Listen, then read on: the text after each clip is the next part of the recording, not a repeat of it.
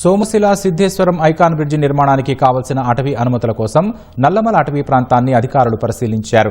నాగర్ కర్నూలు జిల్లా కొల్లాపూర్ మండలం సోమశిల మల్లేశ్వరం గ్రామ సమీపంలోని నల్లమల అటవీ ప్రాంతంలో ministry of environment, forest and climate change, NHAI అటవీ శాఖ అధికారులు పర్యవేక్షించారు. అనంతరం బోటు ద్వారా సోమశిల చేరుకొని ఐకాన్ బ్రిడ్జి నిర్మాణ స్థల పరిశీలన చేశారు. నల్లమల అటవీ ప్రాంతంలో ఐకాన్ బ్రిడ్జ్, జాతీయ రహదారి పనులకు అనుమతుల కోసం అధికారులు క్షేత్రస్థాయిలో సమీక్షించారని DFO రేవంత్ చంద్ర తెలిపారు. సోమేశ్వరం నుంచి సిద్ధేశ్వరం వరకు ఒక ఐకానిక్ బ్రిడ్జ్ ప్రపోజల్ మనకి ఒకటి అది ఫారెస్ట్ క్లియరెన్స్ కింద పెండింగ్లో ఉంది.